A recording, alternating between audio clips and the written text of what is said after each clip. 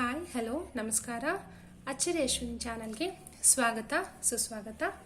ಇವತ್ತಿನ ಕ್ಲಾಸಲ್ಲಿ ನಾವು ರೌಂಡ್ ಮಿರರ್ನ ಯಾವ ರೀತಿ ಸ್ಟಿಚ್ ಮಾಡೋದು ಅಂತ ಕಲ್ತ್ಕೊಳ್ಳೋಣ. ಅದಕ್ಕೂ ಮುಂಚೆ ನೀವಿನ್ನೂ ನಮ್ಮ ಚಾನಲ್ಗೆ ಸಬ್ಸ್ಕ್ರೈಬ್ ಮಾಡಿಲ್ಲ ಅಂದರೆ ಸಬ್ಸ್ಕ್ರೈಬ್ ಮಾಡಿ, ಹಾಗೆ ಪಕ್ಕದಲ್ಲೇ ಇರುವಂಥ ಬೆಲ್ ಐಕಾನ್ನ ಪ್ರೆಸ್ ಮಾಡೋದನ್ನು ಮರಿಬೇಡಿ. ಹಾಗೆ ಫ್ರೆಂಡ್ಸ್ ಆ್ಯಂಡ್ ಫ್ಯಾಮಿಲಿ ಜೊತೆ ಈ ವಿಡಿಯೋ ಇಷ್ಟ ಆದರೆ ಶೇರ್ ಮಾಡಿ. ಹಾಗಾದರೆ ಬನ್ನಿ ನಾವು ಯಾವ ರೀತಿ ರೌಂಡ್ ಮಿರರ್ನ ಸ್ಟಿಚ್ ಮಾಡೋದು ಅಂತ ಕಲ್ತ್ಕೊಳ್ಳೋಣ.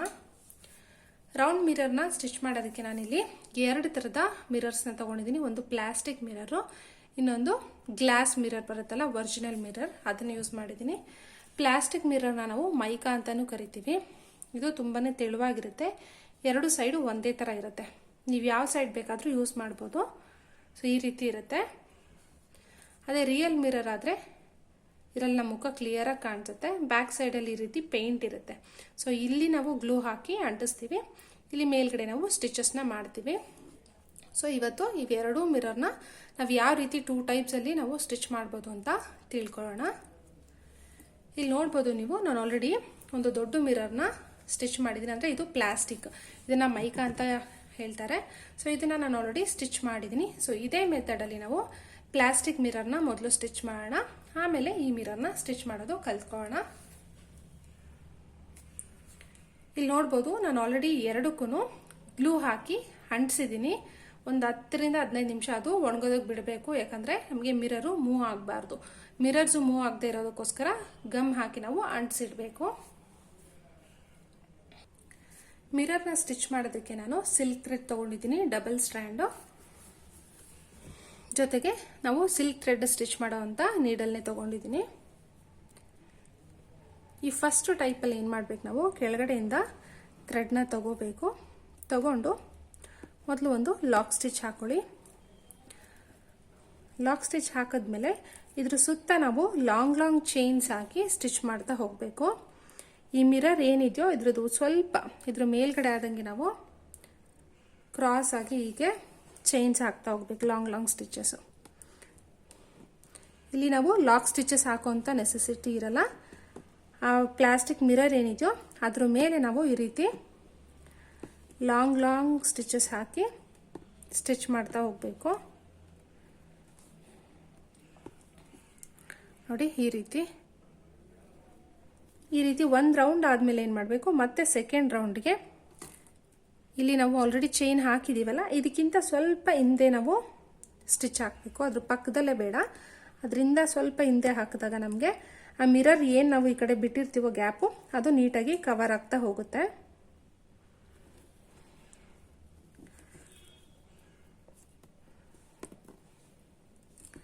ತುಂಬಾ ಈಸಿಯಾಗಿ ತುಂಬ ಬೇಗ ಮಾಡ್ಬೋದು ಈ ಮಿರರ್ ವರ್ಕ್ನ ನಾವು.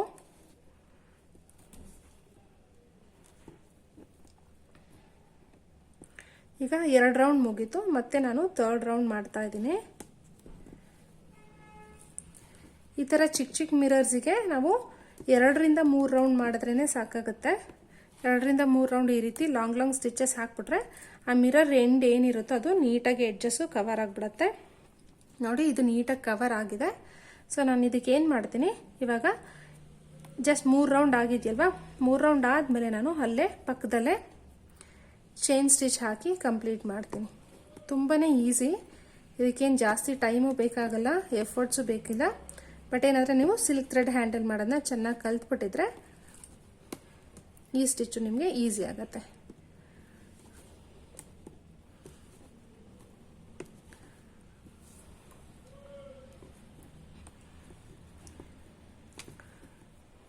ಇದಕ್ಕೆ ನೀವು ಸಿಲ್ಕ್ ಥ್ರೆಡಲ್ಲೇ ಔಟ್ಲೈನ್ ಕೊಡಬೇಕು ಅಂತಿಲ್ಲ.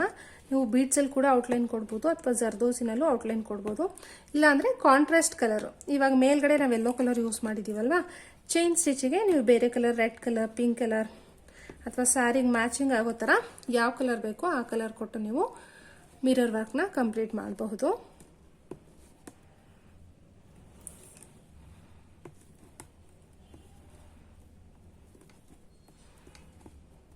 ನೋಡಿ, ಕಂಪ್ಲೀಟ್ ಆಗಿದೆ. ನಾನು 2 ಟೈಮ್ಸು ಚೈನ್ ಸ್ಟಿಚ್ ಹಾಕಿ ಕಂಪ್ಲೀಟ್ ಮಾಡಿದ್ದೀನಿ. ಈಗ ಇಲ್ಲಿ ನಾವು ಎಂಡ್ ನಾಟ್ ಹಾಕಿ ಮಿರರ್ ವರ್ಕ್ನ ಕಂಪ್ಲೀಟ್ ಮಾಡಿದ್ವಿ. ನೋಡಿರಿ, ಎಷ್ಟು ಈಸಿಯಾಗಿ ತುಂಬಾ ಬೇಗ ನಾವು ಒಂದು ಮಿರರ್ನ ಸ್ಟಿಚ್ ಮಾಡಿ ಮುಗಿಸಿದ್ದೀವಿ. ಇದು ತುಂಬಾ ಈಸಿ ಮೆಥಡ್. ಅದೇ ಇವಾಗ ಸ್ವಲ್ಪ ಇಲ್ಲಿ ಮಿರರ್ ಸೈಜ್ ನೋಡ್ಬೋದು ನೀವು, ಸ್ವಲ್ಪ ದೊಡ್ಡದಾಗಿದೆ. ಈ ಮಿರರ್ನ ಸ್ಟಿಚ್ ಮಾಡೋಕ್ಕೆ ಏನು ಮಾಡ್ಬೇಕು ನೀವು, ಇವಾಗ ಇಲ್ಲಿ ನಾನು ಲಾಂಗ್ ಸ್ಟಿಚಸ್ ಬಂದು 3 ರೌಂಡ್ ಹಾಕ್ತೆ ಅಲ್ವಾ, ಇದಕ್ಕೆ ನೀವು ಒಂದು 4 ರಿಂದ 5 ರೌಂಡ್ ಹಾಕಬೇಕಾಗತ್ತೆ. ಆ ರೌಂಡ್ ಹಾಕಿದ್ಮೇಲೆ ನೀಟಾಗಿ ನಮಗೆ ಈ ಮಿರರ್ ಎಡ್ಜ್ ಏನಿದೆಯೋ ಅದು ನೀಟಾಗಿ ಕವರ್ ಆಗಬೇಕು. ಕವರ್ ಆದಮೇಲೆ ಈ ರೀತಿ ಔಟ್ಲೈನ್ ಹಾಕಿದ್ರೆ ಅದು ನೀಟಾಗಿ ಕಾಣಿಸುತ್ತೆ. ಗೊತ್ತಾಗಿದೆಯಲ್ಲ ಫಸ್ಟ್ ಟೈಪಲ್ಲಿ ನಾವು ಯಾವ ರೀತಿ ಸ್ಟಿಚ್ ಮಾಡೋದು ಅಂತ. ಸೊ ಇವಾಗ ನಾವು ರಿಯಲ್ ಮಿರರ್ನ ಯಾವ ರೀತಿ ಸ್ಟಿಚ್ ಮಾಡೋದು ಅಂತ ನೋಡ್ಕೊಳ್ಳೋಣ. ಇದು ನೋಡ್ಬೋದು ನಮಗೆ ಇದು ತುಂಬಾನೇ ತಿಕ್ಕಾಗಿದೆ. ಇದನ್ನ ನಾವು ಇದೇ ಮೆಥಡ್ ಯೂಸ್ ಮಾಡಿದ್ರೆ ಅಷ್ಟು ನೀಟಾಗಿ ಕಾಣಿಸಲ್ಲ, ಜೊತೆಗೆ ಈ ಎಡ್ಜಸ್ ಎಲ್ಲ ನಮಗೆ ಕಾಣಿಸ್ತಾ ಇರುತ್ತೆ. ಸೊ ಅದು ಕಾಣಿಸ್ದೇ ಇರಬೇಕಾದ್ರೆ ಇದಕ್ಕೆ ನಾವು ಬೇರೆ ಮೆಥಡ್ನ ಯೂಸ್ ಮಾಡ್ತೀವಿ.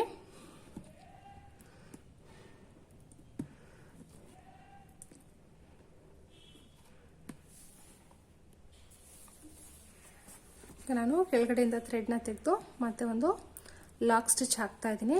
ಈ ರೀತಿ ಲಾಕ್ ಹಾಕಾದ್ಮೇಲೆ ಏನು ಮಾಡಬೇಕು, ಹೀಗೆ ಮಿರರ್ ಮೇಲೆ ಒಂದು ನಾವು ಮೇಲ್ಗಡೆ ಹಾಕಬೇಕು, ಪಕ್ಕದಲ್ಲಿ ಹಾಕಬಾರ್ದು. ಇದ್ರ ಮೇಲೆ ಹೀಗೆ ಒಂದು ಲಾಂಗ್ ಸ್ಟಿಚ್ ಹಾಕಿ ಅದನ್ನು ಲಾಕ್ ಮಾಡಬೇಕು. ಇದು ಒಂಥರ ಲೋಡ್ ಸ್ಟಿಚ್ನೇ ಯೂಸ್ ಮಾಡಿ ನಾವು ಸ್ಟಿಚ್ ಮಾಡೋ ಥರ. ಈಗ ಇಲ್ಲಿ ನಾವು ಲಾಕ್ ಸ್ಟಿಚ್ ಹಾಕಾದ್ಮೇಲೆ ರಿವರ್ಸ್ ಬಂದು ಈ ಸ್ಟಿಚ್ಗಿಂತ ಮುಂಚೆ ನಾವು ಅಂದರೆ ಇದಕ್ಕಿಂತ ಮೇಲ್ಗಡೆ ಒಂದು ಲಾಂಗ್ ಸ್ಟಿಚ್ ಮತ್ತೆ ಲಾಕ್ ಸ್ಟಿಚ್ ಹಾಕಬೇಕು. ಗೊತ್ತಾಗ್ತಿದಲ್ಲ.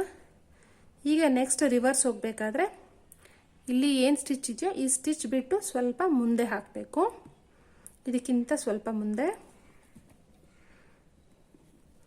ಲಾಂಗ್ ಸ್ಟಿಚ್ ಲಾಕ್ ಸ್ಟಿಚ್, ಮತ್ತೆ ರಿವರ್ಸ್ ಬಂದು ಈ ಸ್ಟಿಚ್ಗಿಂತ ಸ್ವಲ್ಪ ಮೇಲೆ,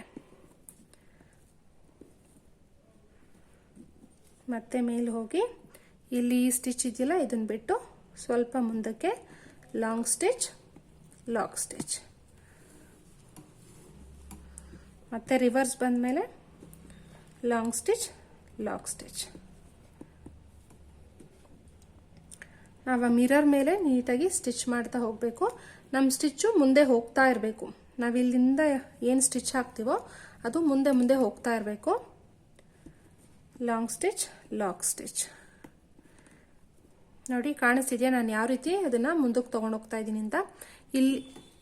ಇಲ್ಲೇನಿದೆಯೋ ಈ ಸ್ಟಿಚ್ಚು, ಈ ಸ್ಟಿಚ್ಗಿಂತ ನಾವು ಸ್ವಲ್ಪ ಮುಂದಕ್ಕೆ ಹೋಗಬೇಕು. ಆವಾಗಲೇ ನಮಗೆ ಫುಲ್ ಸರ್ಕಲು ನೀಟಾಗಿ ಕಂಪ್ಲೀಟ್ ಆಗುತ್ತೆ. ಈಗ ಇಲ್ಲಾಗಿದೆಯಲ್ಲ ಈ ಸ್ಟಿಚ್ಗಿಂತ ಸ್ವಲ್ಪ ಮುಂದೆ ನಾನು ಒಂದು ಲಾಂಗ್ ಸ್ಟಿಚ್ ಹಾಕಿ ಅದನ್ನು ಲಾಕ್ ಮಾಡ್ತಾ ಇದ್ದೀನಿ. ಮತ್ತೆ ರಿವರ್ಸ್ ಬಂದಮೇಲೆ ಲಾಂಗ್ ಸ್ಟಿಚ್ ಮತ್ತೆ lock stitch, long stitch lock stitch.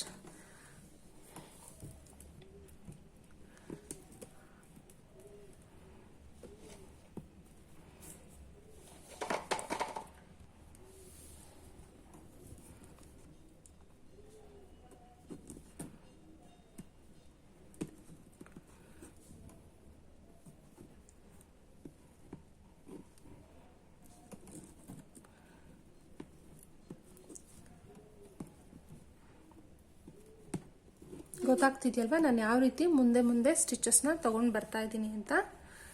Full circle ಆಗಿ ನಮಗೆ ಕಂಪ್ಲೀಟ್ ಆಗಿ ಮಿರರ್ನ ನಾವು ಕವರ್ ಮಾಡಬೇಕು.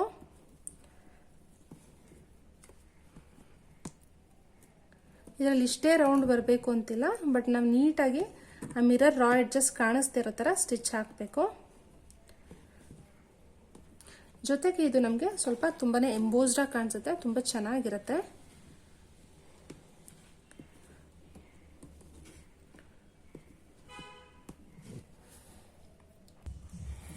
ಇಲ್ಲಿ ನೋಡ್ಬೋದು ನಾನು ಇವಾಗ ಎಂಡಿಗೆ ಬಂದಿದ್ದೀನಿ. ಇಲ್ಲಿ ನಾವು ಈ ಕಡೆ ನಮಗೆ ನೀಟಾಗಿ ಕವರ್ ಆಗಿದೆ ಈ ಸೈಡಲ್ಲಿ. ಸೊ ಈ ಸೈಡಲ್ಲಿ ಇನ್ನೂ ನಾವು ನೀಟಾಗಿ ಕವರ್ ಆಗದೆ ಇರೋದ್ರಿಂದ ಇನ್ನೂ ನಾವು ಒಂದು 2 ರಿಂದ 3 ಲಾಂಗ್ ಸ್ಟಿಚ್ಚು ಮತ್ತು ಶಾರ್ಟ್ ಸ್ಟಿಚ್ ಹಾಕಿ ಇದನ್ನು ನೀಟಾಗಿ ಫಿಲ್ ಮಾಡಬೇಕು.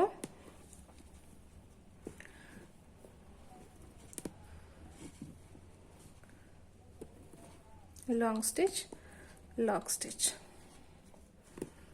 Long stitch lock stitch.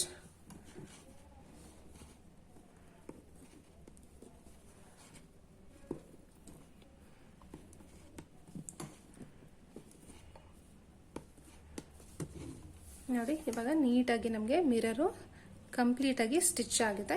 ಇವಾಗ ಮೇಯ್ನಾಗಿ ಇದರಲ್ಲಿ ಏನು ಗೊತ್ತಾ, ನಾವು ಫಸ್ಟು ಚೈನ್ ಸ್ಟಿಚ್ ಹಾಕಿ ಹಾಗೆ ಮುಗಿಸ್ಬೋದು. ಬಟ್ ಚೈನ್ ಸ್ಟಿಚ್ ಹಾಕಿದ್ಮೇಲೆ ಇದಕ್ಕೆ ಸುತ್ತ ನಾವು ಬೇರೆ ಬೀಡ್ಸಲ್ಲಿ ವರ್ಕ್ ಮಾಡಿದ್ರೆ ಅಥವಾ ಔಟ್ಲೈನ್ ಕೊಟ್ಟರೆ ತುಂಬಾ ಚೆನ್ನಾಗಿ ಕಾಣಿಸುತ್ತೆ. ಬರೀ ನಾವು ಸಿಲ್ಕ್ ಥ್ರೆಡಲ್ಲೇ ಮುಗಿಸಿದ್ರೆ ಅಷ್ಟು ಎಂಬೋಸ್ಡ್ ಕಾಣಿಸಲ್ಲ, ಯಾಕಂದರೆ ಈ ಮಿರರ್ ಸ್ವಲ್ಪ ದಪ್ಪದಾಗಿರುತ್ತಲ್ವ. ಸೊ ಎಂಬೋಸ್ಡ್ ಲುಕ್ ಇದ್ದಾಗ ನಾವಿನ್ನೂ ಸ್ವಲ್ಪ ತಿಕ್ಕಾಗಿರೋ ಮೆಟೀರಿಯಲ್ಸ್ ಯೂಸ್ ಮಾಡಿದ್ರೆ ಆ ಮಿರರ್ನ ನಾವು ಇನ್ನೂ ಚೆನ್ನಾಗಿ ಹೈಲೈಟ್ ಮಾಡ್ಬೋದು. ಆದರೆ ಅದು ಹಾಕೋಕ್ಕೂ ಮುಂಚೆ ನೀವು ಸಿಲ್ಕ್ ಥ್ರೆಡಲ್ಲಿ ಒಂದ್ಸಲ ಔಟ್ಲೈನ್ ಕೊಟ್ಬಿಡಿ, ಆವಾಗ ನೀಟಾಗಿ ಕಂಪ್ಲೀಟ್ ಆಗುತ್ತೆ. ಚೈನ್ ಸ್ಟಿಚ್ ಹಾಕಾದ್ಮೇಲೆ ಇದ್ರ ಸುತ್ತ ನಾನು ಬೀಡ್ಸಲ್ಲಿ ಔಟ್ಲೈನ್ ಕೊಡ್ತಾ ಇದ್ದೀನಿ. ಎರಡೆರಡೇ ಬೀಡ್ಸ್ನ ನೀವು ಸ್ಟಿಚ್ ಮಾಡ್ತಾ ಹೋಗಿ.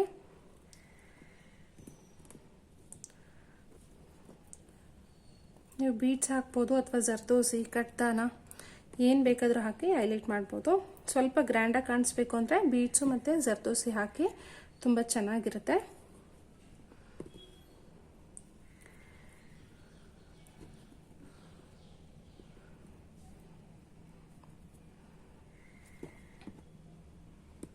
ನಾನು ಇದೇ ಥರ ಬೀಡ್ಸ್ ಔಟ್ಲೈನ್ ಹಾಕ್ಬಿಟ್ಟು ನಿಮಗೆ ತೋರಿಸ್ತೀನಿ. ಬೀಡ್ಸ್ ಹಾಕಿ ನಾನು ಫುಲ್ಲು ಔಟ್ಲೈನ್ ಕೊಟ್ಟಿದ್ದೀನಿ, ಕಂಪ್ಲೀಟ್ ಆಗಿದೆ.